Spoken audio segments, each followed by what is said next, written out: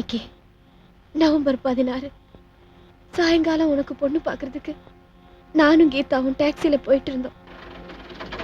Melparai circuit house பக்கத்துல taxi ஏதோ repair ஆகி நின்று போச்சு. அங்கதான் விதி விளையாட ஆரம்பிச்சது.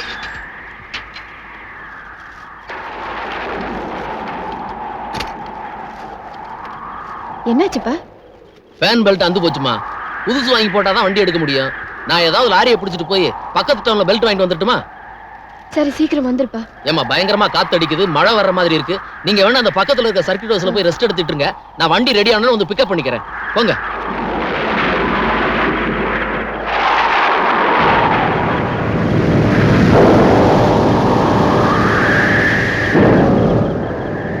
வாமா போலாம்.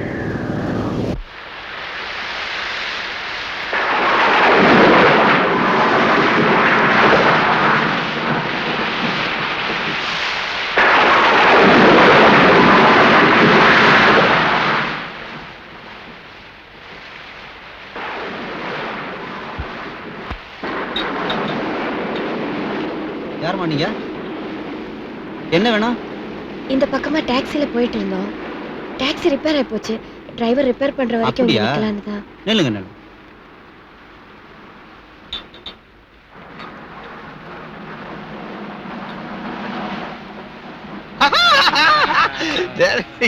ஐஸ் கொஞ்சம் போடுறேன். நான் ஃப்ரெண்டு ஃபுல் பேர்ல விட நான் ஸ்டடியா இருவேன்.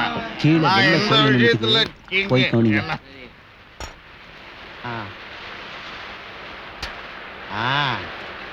வா, அம்மாவே பொண்ணை கூட்டிகிட்டு வந்தாச்சா? இடையில புரோக்கர்லாம் கிடையாதா? மாமா, நம்ம இங்க இருந்து போயிடலாம்.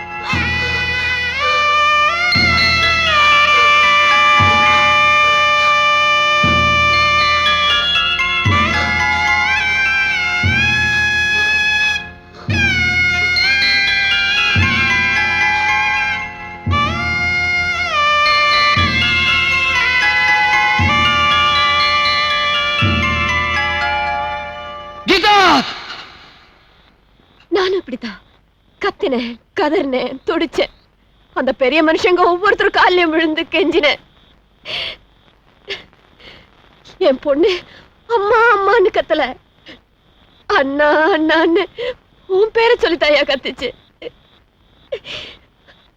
கொஞ்ச நேரத்துல நான் மயக்கம் தெளிஞ்சு அவ பக்கத்துல போய் பார்த்தேன்.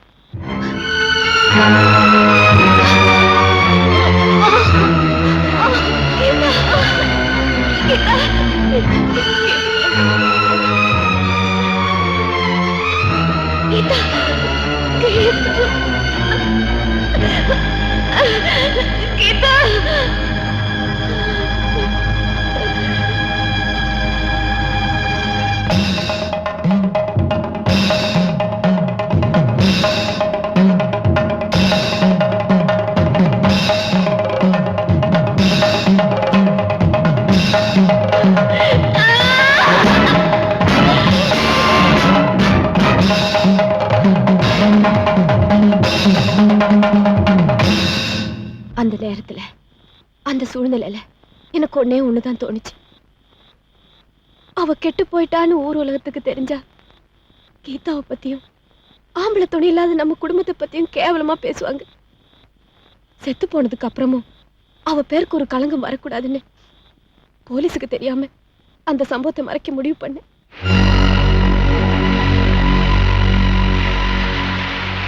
யாருக்கும் தெரியாம குழி வெட்டி நானே என் பொண்ணை புதைச்சிட்டேன்.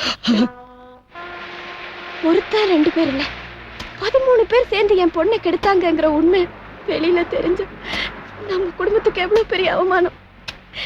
அதனாலதான் நான் எதுக்காக கொலை செஞ்சேங்கிற உண்மையை கோர்ட்டுல மட்டும் இல்ல, வேற யாருக்கிட்டையும் சொல்லல.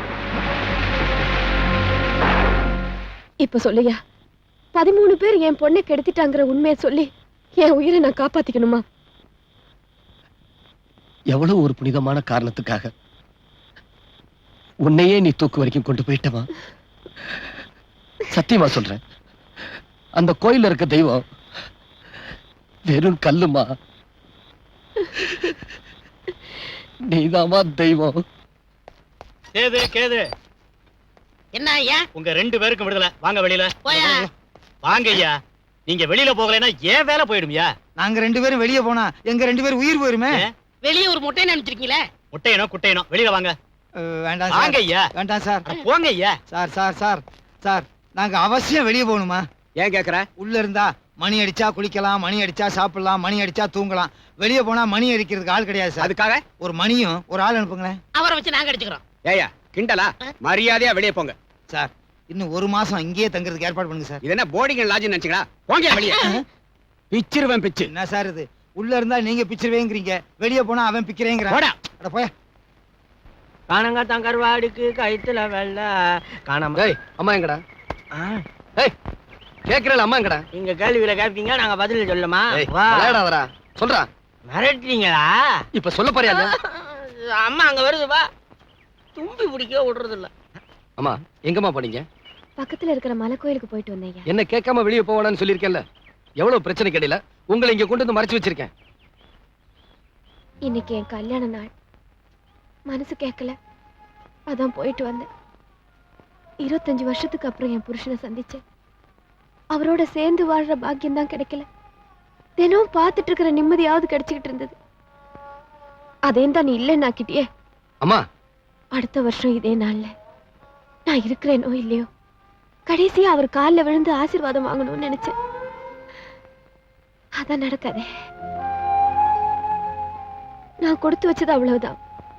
அதனாலதான் கோயிலுக்கு போயிட்டு மனசு விட்டு அழுதுட்டு வந்தேன். நான் இவ்வளவு கஷ்டப்படுறதும் உங்களை சந்தோஷமா வச்சுக்கத்தான், அழ வச்சு வேடிக்கை பார்க்க இல்ல. நான் அதை சொல்லல விஜய். இன்னைக்கு உங்க புருஷன்கிட்ட ஆசீர்வாதம் வாங்கணும், அவ்வளவுதானே? அது நடக்கும். ஆரம்பத்துல இருந்தே எது எது நடக்காதோ அதெல்லாம் நடக்கும்னு நீ சொல்லிக்கிட்டே இருக்கிற, நானும் கேட்டுக்கிட்டு இருக்கேன்.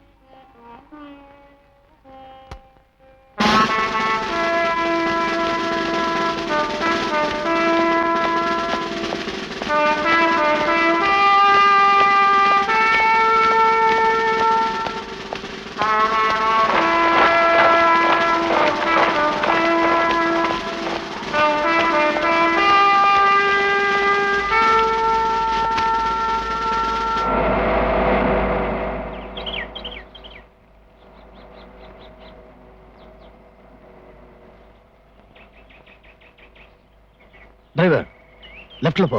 மன்னிச்சிருங்க ஜெயிலர் சார், வண்டி லெஃப்ட்ல போகாது. 10 நிமிஷத்துல பத்திரமா திரும்பி வந்துடலாம். விஜய், முதல்ல வண்டி நிறுத்து. நிறுத்துறேன். அதுக்கு முன்னாடி கொஞ்சம் திரும்பி பாருங்க. கழுத்துகளை குறிய வச்சிருக்கோம்ல, குண்டுகளை போட்டிருக்கு, சுட்டுடுவோம். இன்னைக்கு எங்க அம்மாவோட கல்யாண நாள். அவங்க உங்க காலில் விழுந்து ஆசீர்வாதம் வாங்கணும்னு ஆசைப்படுறாங்க. அவங்களுக்காக ஒரு 10 நிமிஷம் வந்துட்டு போங்க. நீங்களே உங்க முகத்தை கர்ச்சிப் வச்சு கட்டிக்கிறீங்களா? பிளீஸ். இல்லைன்னா அந்த கிறுக்க உங்களை சுட வேண்டியிருக்கும்.